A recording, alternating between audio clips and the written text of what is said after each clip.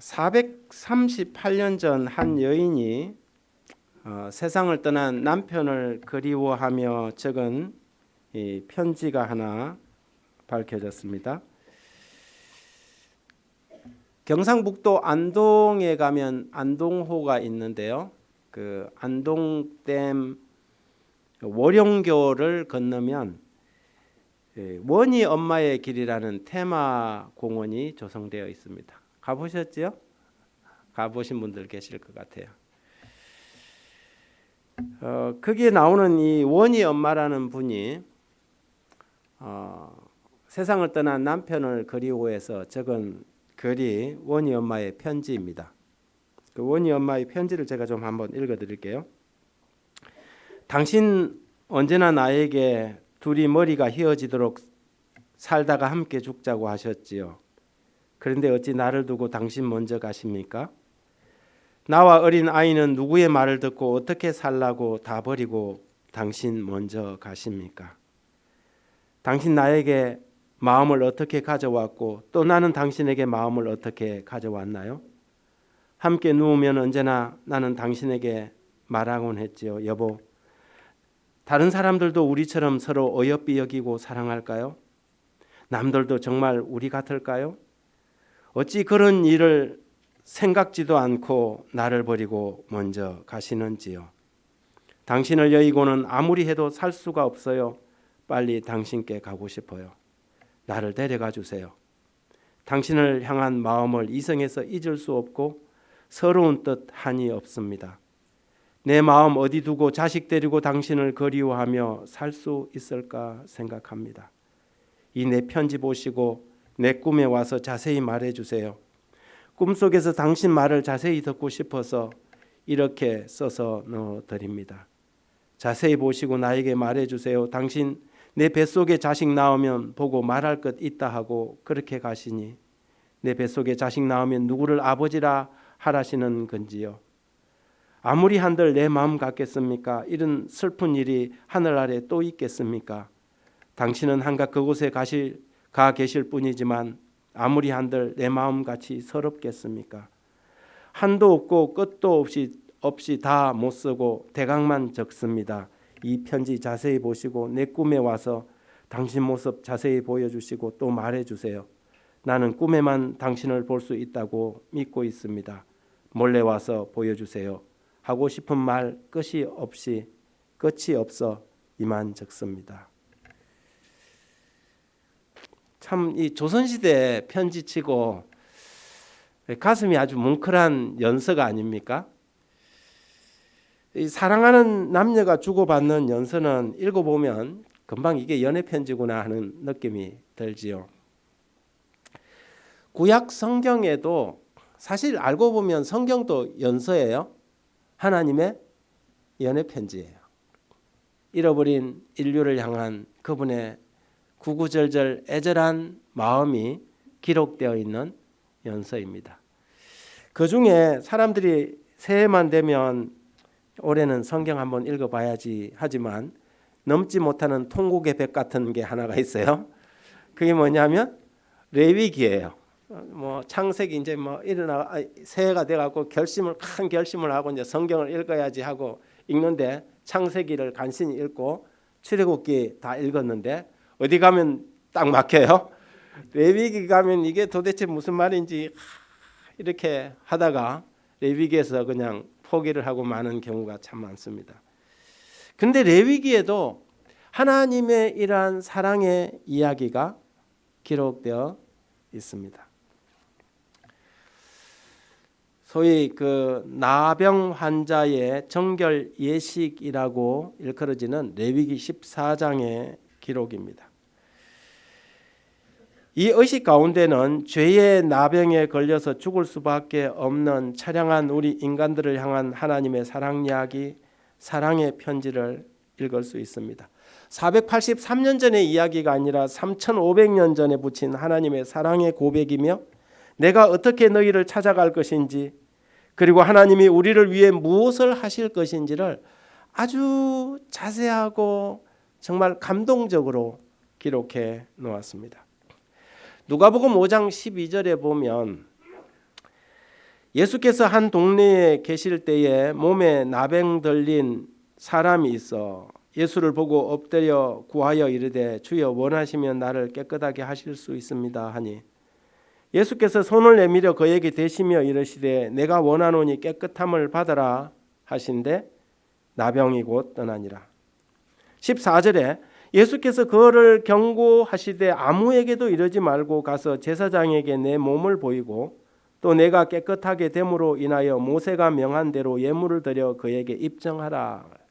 여기서 말하는 모세가 명한 대로 예물을 드려 나병이 나았다는 것을 입증하라고 할 때 그 모세가 명한 대로라는 이 말이 레위기 14장의 기록을 이야기하는 것입니다. 우리가 먼저 성경 교독할 때 읽었던 그 내용이지요.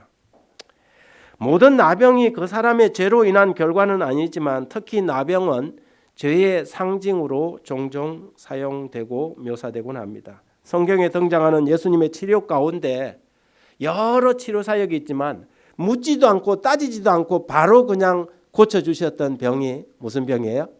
나병입니다. 거기에는 딱 세 마디만 나옵니다. 주여 나를 깨끗하게 해주십시오. 내가 원하노니 깨끗함을 받아라. 그 다음에 깨끗해지고 난 다음에 아무에게도 보이지 말고 곧장 제사장에게 가서 보여서 증명하라 그 말입니다.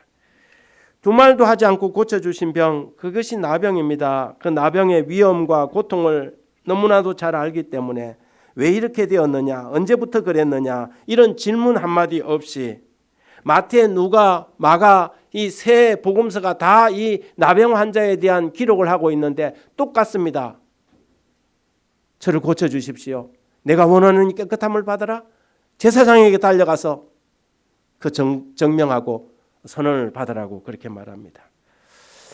그러면서 예수님께서는 이 세 복음서에서 동일하게 이 나병 환자를 만집니다. 손을 대시며 가라사대 나와요.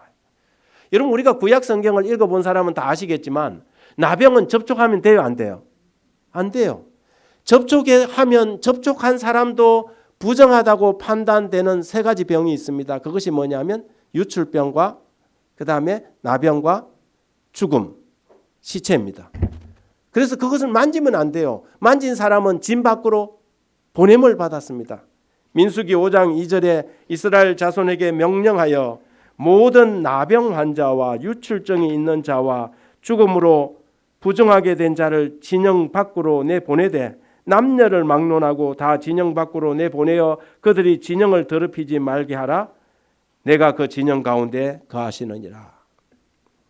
그런데 주님은 이 나병 환자들을 의도적으로 만지신 것입니다. 그분은 환자를 만졌을 때 그 부정의 침을 받은 것이 아니라 오히려 그 부정한 사람들 그들을 뭐 하셨어요? 치료하신 것입니다. 사람들도 한눈에 그 온몸에 나병이 걸린 사람의 몸이 어린아이처럼 새살이 돋고 짓무른 얼굴과 고름이 나오던 손발이 깨끗해진 것을 보았습니다. 수백 년 동안 나병 환자가 고침을 받았다는 이야기를 듣도 보도 못했는데 그들 눈앞에서 이 일이 놀라운 광경을 바라보게 된 것입니다. 그래서 그 뒷부분에 보면 예수님에 관한 소문이 그 일로 인하여 사람들 사이에서 퍼져나갔다 그랬습니다. 이 재미있는 발견은 여기서 말하는 세 가지 부정, 유출병, 그리고 나병, 죽음, 이 세 가지 부정에 대한 기록이 구약 성경에 나오는데 여러분 구약 성경에 이 사건들이 신약으로 와서 다 고쳐지는 이야기들이 등장한다는 것이죠. 예를 들어서 나병 환자를 고친 사건은 우리가 지금 이 본문 속에서 읽었지 않습니까? 다른 한 사건은 유출병은 어떤 사건이 있었어요? 12회를 혈류증으로 고통하던 그 여인이 예수님 앞에 나와서 고침을 받았습니까? 그때도 접촉이 있었습니까? 예수님이 손을 내밀지 않았지만 그 여인이 어떻게 했어요? 접촉하면 안 되는 병인데도 불구하고 여인이 예수님의 옷깃을 만졌습니다. 그리고 나인성 과부의 독자가 죽었을 때 예수님께서 나인성 과부의 독자의 관을 뭐 했습니까? 만지셨어요. 예수님께서 다 만지시고 이 세 가지 병인 유출병과 죽음과 나병 환자를 치유하셨습니다. 3번의 접촉이 있었고 3번 다 깨끗해졌습니다. 그리고 그때 예수님이 그 환자에게 명령하셨어요. 가서 제사장에게 내 몸을 보이고 또 내가 깨끗하게 됨을 인하여 모세의 명한 대로 예물을 드려 그것을 입증하라. 그 입증하는 방법이 우리가 읽었던 레위기 14장의 내용입니다. 저 유명한 나병 환자 시인 하나운 씨의 시는 대부분이 이 나병과 관련된 요즘은 이제 이 나병이라고 표현을 하지만 과거에는 그걸 갖다 문둥병이라 그렇게 했어요. 상당히 이렇게 좀 비인격적인 표현을 썼지만 그 당시 때는 그렇게 이 균의 이름을 붙이지 않고 그 사람의 얼굴과 몸이 다 문드러졌기 때문에 그것을 갖다가 문둥병이라고 지칭을 했습니다. 요즘은 이런 언어를 사용하는데도 상당히 조심스럽죠. 우리가 조금 계몽되지 못했을 때는 사람들이 장애를 가진 사람들을 어떻게 했냐면 그 사람 자기 눈으로 보는 대로 그냥 표현을 했어요. 다리를 절면 그 사람은 걷지 못하는 분이 안 하고 절름발이라고 그렇게 불렀어요. 이런 것들이 뭐냐면 계몽되지 못한 사회가 가지고 있는 특징이죠. 화나운 씨의 시도 보면 나는 문둥이가 아니올시다. 또 전라도 가는 길, 벌, 향수 이 등에 나오는 이 나병 환자들에 대한 기구한 삶을 이렇게 쫙 그려놨어요. 그 시를 읽을 때마다 그 사람의 삶의 이 고통, 사회적 시선 이런 것들이 얼마나 큰 부담이었는지를 읽어낼 수가 있습니다. 그 중에 한 시가 손가락 한마디라는 시가 있습니다. 간밤에 얼어서 손가락 한마디 머리를 긁다가 땅 위에 굴러 떨어진다. 이 뼈 한마디 살 한 점 옷깃을 찢어서 아깝게 싼다. 하얀 붕대로 덧싸서 주머니에 넣어둔다. 날이 따스해지면 남산 어느 양지터를 가려 깊이 깊이 땅 파고 묻어야겠다. 이 나병의 무서움은 무감각하다는 거죠. 살이 썩고 문드러져서 감각이 사라지면 칼날에 비어도 뜨거운 물에 닿아도 느낌이 없다는 것입니다. 그래서 이 시에 말하는 것처럼 손이 얼어갖고 머리를 긁다 보니까 손가락 한마디가 어떻게 해요? 땅에 떨어져서 굴러 떨어진다. 죄가 그렇습니다. 처음에 발병할 때는 두근거리고 가슴 떨리고 하지만 죄가 익숙해지면 죄는 사람의 양심을 마비시키고 감각을 무디게 만듭니다. 결국은 성령의 음성도 귀를 막고 성령을 거역하는 죄, 곧 용서받을 수 없는 죄를 짓게 되지요. 그래서 성경이 이 나병을 죄의 상징으로 종종 기록하는 까닭입니다. 그 나병으로부터 고침을 받은 사람이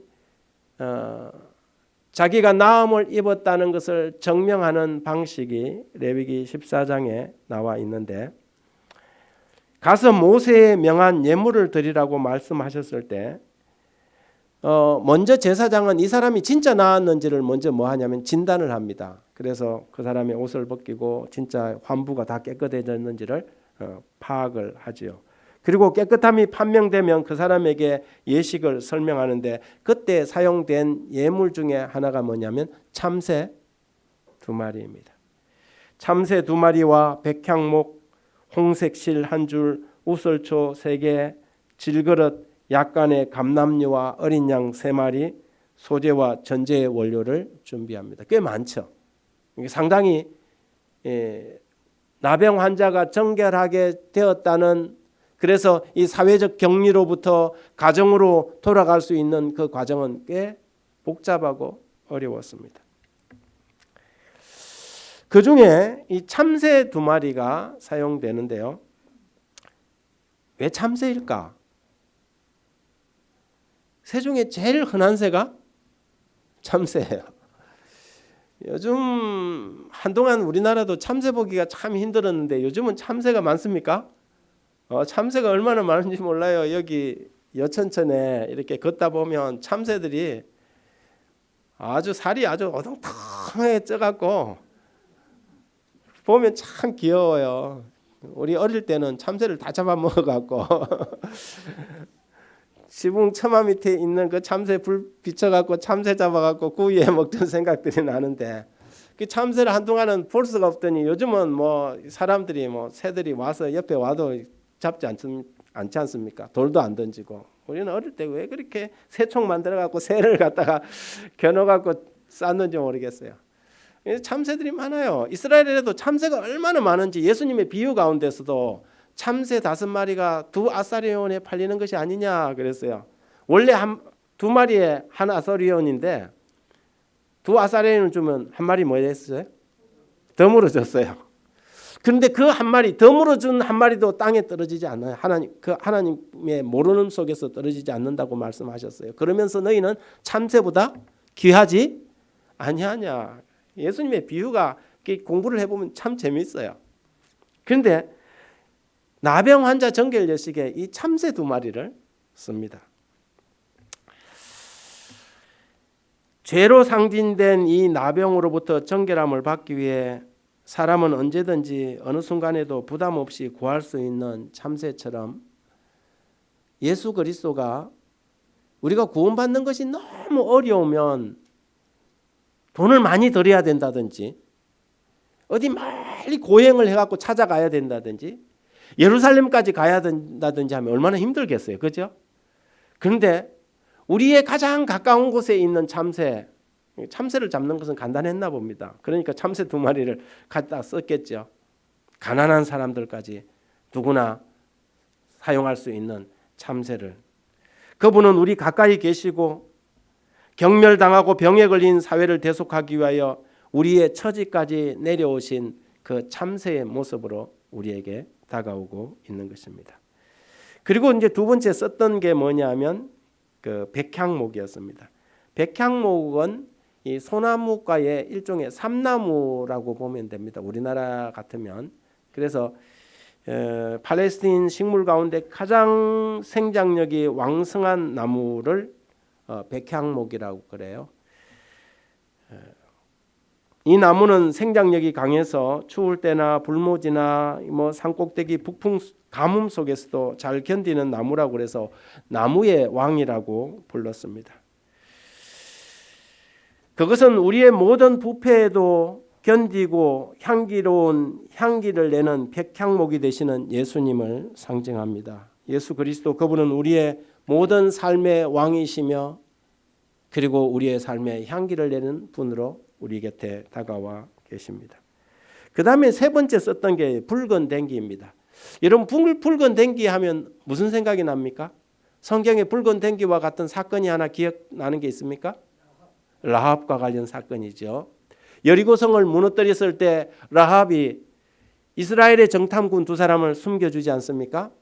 그럴 때에 그들이 돌아가면서 너희의 가정을 구원해 주겠다 할 때 약속을 합니다.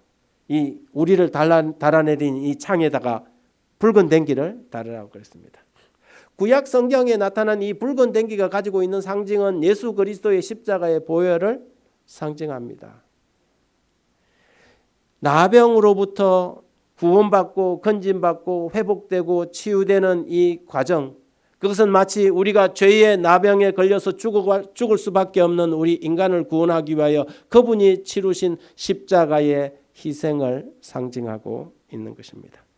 그리고 난 다음에 우슬초와 질그릇입니다. 백향목이 왕이라면 우슬초는 종이라고 할 수 있지요. 시편의 기자는 우슬초로 나를 씻기소서 내가 청하리이다 그랬습니다. 다윗은 자기가 죄를 짓고 난 다음에 하나님 우슬초로 나를 씻겨주옵소서 그랬습니다. 그것은 그분의 겸손을, 그분의 인성을, 사람들과 같이 되신 그분의 자기 비하를 상징하고 있습니다. 고린도전서 4장 7절에 그래서 우리가 이 보배를 질그릇에 가졌으니 금그릇을 사용하지 않고 뭐에 썼어요? 질그릇에 썼어요. 이 능력이 심히 큰 것이 하나님에게 있고 우리에게 있지 않음을 알게 함이라. 오직 그 그릇 같은 우리를 세상의 죄악을 정결케 하기 위하여 사용하시는 하나님의 선하신 계획을 이 예시 가운데 담고 있는 것입니다.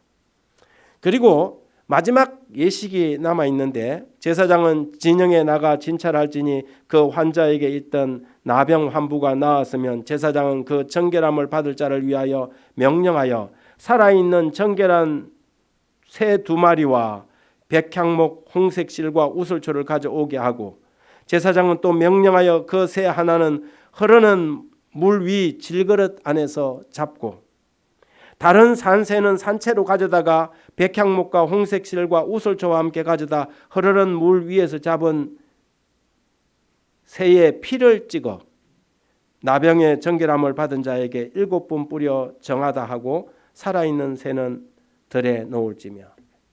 여러분, 이 2마리의 새 중에 한 마리는 죽고 한 마리는 사는 것입니다. 이 3새가 아무리 오동통해도 잡으면 손 안에 들어옵니까? 손 안에 들어옵니다. 제사장들이 죽일 때 여러분 이제 뭐 꽁이나 닭 같은 경우에는 죽일 때 어떻게 하면 목을 비틀어 죽이지 않습니까? 참새는 그냥 사람이 손톱으로 눌러서 죽여요. 그렇게 죽입니다. 이 2마리를 가져다가 한 마리는 흐르는 물 위에서 질그릇 위에서 뭐 합니까? 참새를 눌려서 죽입니다. 그래서 목을 끊고 그리고 거기에 피를 어떻게 해요? 받아요. 그래서 물과 함께 아까 말한 홍색실과 우슬초와 그리고 참새 한 마리, 살아있는 참새 한 마리를 어디다가요? 이 물에다가 담근단 말이죠. 침례받게 한다는 것이죠. 그리고는 그걸 갖다가 나병 환자에게 7번 이렇게 뿌려요. 그리고 한 마리 참새는 어떻게 합니까? 들에서 놓아줍니다. 여러분, 우리가 이 과정, 이 상황을 읽을 때에 우리는 믿는 사람들로서 이 의식이 무엇을 의미하는지 한눈에 알아볼 수 있습니까? 원희 엄마의 연서만큼이나 너무나도 자연스러운 것입니다. 죽은 한 마리 참새는 예수 그리스도를 뜻하고 그 피를 묻혀서 공중으로 자유롭게 날아간 새는 누구를 뜻합니까? 저와 여러분을 뜻하는 것입니다.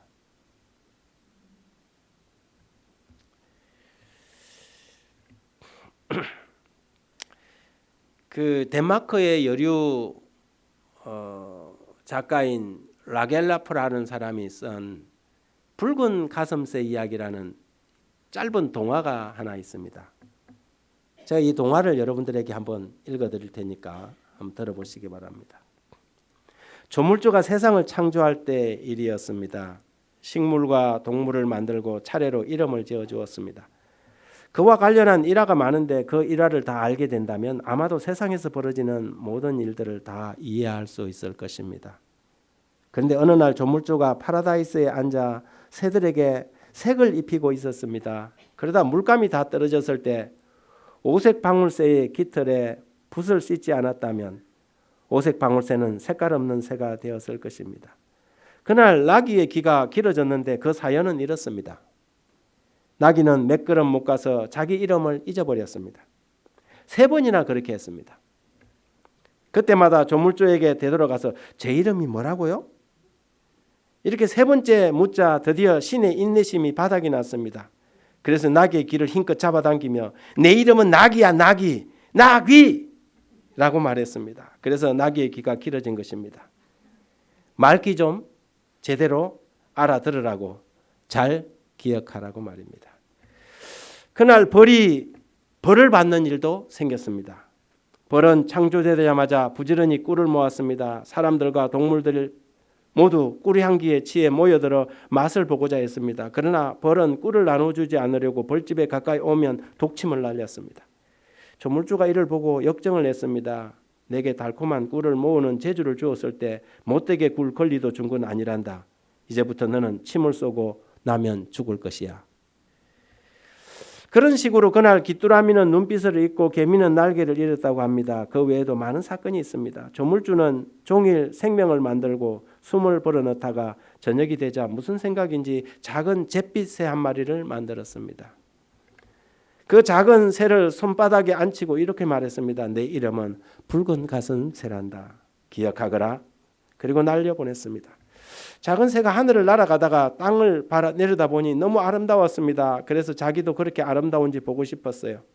그리고 자기 몸이 잿빛임을 알게 된 것입니다. 그 이름은 붉은 가슴새인데 가슴도 잿빛이었습니다. 새는 이리저리 몸을 돌리며 연못에 자기의 모습을 비춰보았지만 붉은 깃털이라고는 단 하나도 없었습니다. 새는 창조주에게 다시 날아갔습니다. 창조주는 너그러운 모습으로 옥좌에 앉아 있었지요. 손에는 오색 나비들이 나타나 창조주의 머리 곁을 빙빙 돌았습니다. 신의 어깨에는 비둘기가 앉아 구구구 소리를 내었고 장미, 백합, 데이지가 그 주변에 피어나고 있었습니다. 새의 작은 가슴이 처음에는 두려움으로 콩닥거렸습니다. 그러나 용감하게 곡선을 그리며 창조주께 나아가 그의 손에 내려앉았습니다. 창조주는 무슨 일이냐고 물었습니다. 새가 대답했습니다. 여쭤볼 게 있어요. 뭔가 알고 싶은 게 있구나. 제가 왜 붉은 가슴새인가요? 부리부터 꽁지까지 모두 회색인데요. 붉은 깃털이 단 하나도 없는데 왜 제가 붉은 가슴새죠? 새는 검고 큰 눈으로 애원하듯 바라보며 눈을 돌려 여기저기를 두리번거렸습니다. 꽁이 보였습니다. 빨간 깃털에 금빛 무늬가 화려했습니다. 목이 빨간 앵무새도 보였습니다. 달게 붉은 배설도 보였습니다. 그리고 오색나비와 금붕어와 장미도 보였습니다. 아주 조금만, 아니 단 한 방울만이라도 좋으니 빨간색이 가슴에 물들인다면 얼마나 근사할까? 내 이름에 꼭 어울릴 텐데 말이야. 제가 회색인데 왜 붉은 가슴새라고 하셨어요? 새는 이렇게 다시 물었습니다. 그리고 이런 내가 깜빡했구나. 잠시만 내가 얼른 고쳐줄게. 이렇게 말할 것을 기대했죠. 그러나 창조주는 그저 인자하게 웃으며 그래 내가 너를 붉은 가슴새라고 불렀지. 넌 앞으로도 그렇게 불릴 거야. 다만 내 가슴의 붉은색은 내 스스로 얻어야 한다. 그러시고는 옥자에 일어나서 새를 다시 세상에 날려보냈습니다. 새는 깊이 생각에 잠겨 파라다이스를 날아다녔습니다. 나같이 작은 새가 대체 뭘 어떻게 해서 붉은 깃털을 얻는단 말인가? 그러다 생각한 것이 가시나무 둥지에 터는 것이었습니다. 작은 새는 가시나무 덤불에 내려앉아 둥지를 털었습니다. 장미가시에 가슴이 찔린다면 붉어지지 않을까?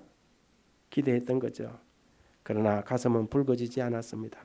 그로부터 세월이 평화롭게 흐르고 또 흘렀습니다. 언제부턴가 사람과 동물들은 낙원을 떠나 지구에 퍼져 살게 되었습니다. 사람들은 땅을 일궈 먹을 것을 얻기 시작했고 바다를 향했습니다. 옷을 만들고 도구를 만들었습니다. 신전을 짓고 로마, 예루살렘 같은 거대한 도시를 세웠습니다. 그러다가 새로운 역사가 시작되는 날이 다가왔습니다.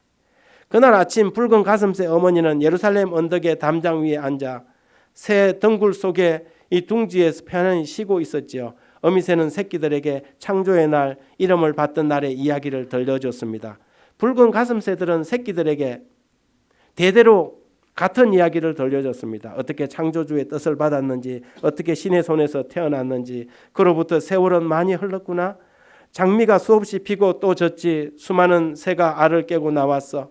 얼마나 많이 나왔는지 셀 수도 없단다. 그러나 우리 붉은 가슴새들은 아직도 잿빛을 면하지 못하고 있단다.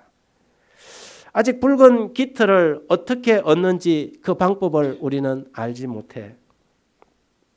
새끼 새들이 작은 부리를 있는 대로 열고 짹짹거리며 물었습니다. 조상들이 왜 애를 쓰지 않았는지 물었습니다. 붉은 깃털을 얻기 위해 뭔가 영웅담을 만들어야 하지 않았냐고 물었습니다. 우리 모두 할 수 있는 만큼 힘껏 노력해서 최초의 선조께서 짝을 만났을 때 일이었단다. 가슴에 열정이 불타올랐지. 그때 이렇게 생각했어. 아, 이건가? 이렇게 끌어오는 사랑을 느껴야 가슴이 붉어지는 건가? 그러나 얘들아, 실패했단다. 가슴 깃털이 붉어지지 않았어. 그 이후에도 지금까지 아무도 성공하지 못했다. 노래에 승부를 걸자. 이렇게도 생각했지. 그래서 아빠 새는 길고 처량한 음률을 뽑았지.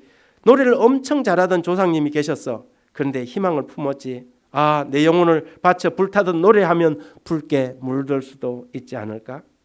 그런데 아무리 열정으로 노래해도 가슴은 붉어지지 않았어. 그 이후에도 그랬고 너희들도 그럴 것이야. 어머니 새는 말을 다 마치지 못했습니다. 그때 마침 예루살렘 성문에서 사람들이 무리를 지어 나오는 것을 보았습니다. 사람들은 새가 앉아있는 언덕 쪽으로 몰려왔습니다. 말을 높다랗게 탄 기사들과 번쩍이는 창을 지켜든 병사들이 따랐습니다. 노비들이 목과 망치를 들고 따라왔습니다. 제사장과 판관이 엄숙하게 걸었습니다. 여인들이 울면서 따라왔습니다. 거친 불량배들이 고함을 지르며 따라왔습니다. 여태 담장에 앉아있던 어미새는 가슴이 두근두근 둥지 가장자리에 내려 앉았습니다. 둥지에 있는 장미덤불을 사람들이 짓밟고 지나갈 것만 같았습니다. 새끼들이 밟힐까 봐서 두려웠습니다. 얘들아 조심해. 서로 바짝 붙어 있거라. 아무도 소리를 내면 안 돼. 저기 말이 달려온다. 말이 우리 머리 위에 지나갈지도 몰라. 저기 달려오는 병사들 신에 못이 박혔어. 밟히면 죽는다. 성난 무리가 흥분해서 올라오고 있어. 그러다가 어미새는 문득 소리를 멈췄습니다. 닥쳐오는 위험도 갑자기 잊었습니다. 그리고 날개를 펴서 새끼들을 감싸 안았습니다. 저건 너무 끔찍해. 너희들이 보면 안 되겠어. 3명의 범죄자가 십자가에 못 박히고 있구나. 어미새는 새끼 새들이 보지 못하도록 날개를 활짝 벌리고 눈을 가렸습니다. 망치 소리와 고통 소리, 신음 소리, 군중의 흥분한 함성이 들려왔습니다. 어미새는 그 끔찍한 장면을 모두 보았습니다. 너무 끔찍하여 꼼짝할 수 없었습니다. 어쩐 일인지 3명의 죄수로부터 눈을 돌릴 수가 없었습니다. 인간들이 어찌 저리 잔인할까? 한참 후 정신을 차린 뒤 이렇게 탄식했습니다. 저 불쌍한 죄수들을 십자가에 못 박는 것으로 모자라 한 사람에겐 가시관을 씌웠구나. 가시가 이마를 찔러 상처에 피가 흐르는 것이 여기서도 똑똑히 보여. 그런데 그 가시관을 쓴 저 사람은 너무 아름답구나. 나를 부드러운 눈으로 바라보는 것 같아. 저 사람은 사랑하지 않을 수 없을 것 같아. 저 사람이 저렇게 고통받는 것을 보니 내 심장이 칼에 꽂히는 것 같아. 어미새의 가슴 속에 가시멜루간을 쓴 사람에 대한 연민이 점점 커졌습니다.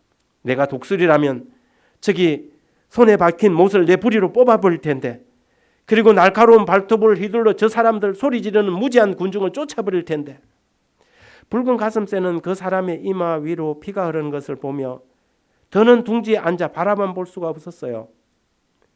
내가 비록 작고 약하지만 뭐라도 할 수 있을 거야. 그리고 십자가에 서 있는 언덕으로 힘껏 날아갔습니다.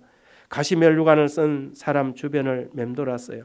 처음에는 크게 원을 그리며 감히 접근하지 못했습니다. 붉은 가슴새는 원래 아주 수줍은 성격이었거든요. 평소에 사람들에게 가까이 가지 않았죠. 그러나 점차 용기가 생겼습니다. 십자가로 날아가 작은 부리로 그의 이마에 박힌 가시를 뽑기 시작했습니다. 그러자 그의 피가 한 방울 새의 가슴에 떨어졌습니다. 피는 금방 번져 새의 작은 가슴을 붉게 물들였습니다. 십자가에 매달린 그 사람이 입을 열어서 새에게 속삭였습니다. 너의 연민이 그동안 너의 조상들이 이루지 못한 일을 이루었구나. 다시 둥지로 돌아가니 새끼들이 짹짹거리며 야단이었어요. 엄마 가슴이 붉어졌어. 장미보다 더 붉어. 이건 말이야, 저 가여운 사람이 이마에서 묻은 피란다. 겨울에 가서 씻으면 곧 사라질 거야. 이렇게 대답을 했습니다. 그러나 아무리 겨울에서 씻어도 붉은색은 사라지지 않았습니다. 새끼들이 자라자 그들의 가슴도 붉어졌습니다. 그날 이후 붉은 가슴새의 가슴 깃털은 붉게 빛나게 되었지요. 여러분, 이 라겔라포의 붉은 가슴새 이야기가 우리에게 전해주는 메시지가 굉장히 큽니다. 제가 일부를 생략하고 읽었습니다만은 그리스도의 십자가의 대속적 희생과 우리를 위해 죽은 우리의 친구 참새, 그리고 우리의 연민과 우리의 가슴 속에서 지울 수 없는 그 붉은 연민. 예수님은 오늘도 우리에게 그렇게 말씀하십니다. 죄로 익숙해져서 죽을 수밖에 없는 나병 환자와 같은 우리에게 내가 원하노니 깨끗함을 받으라. 내가 원한다. 내가 원하니까 깨끗함을 받으라. 나병과 같은 잿빛 인생이 아니라 붉고 아름다운 가슴을 가지고 살아라. 그리고 너처럼 빛나는 새들을 낳고 그렇게 살아가라고 우리에게 말씀합니다. 그 사랑의 편지를 우리는 레위기 14장에서 읽게 되는 것입니다. 여러분, 다가오는 한 주일도 그 사랑의 힘으로 이겨내시기를 간절히 바랍니다.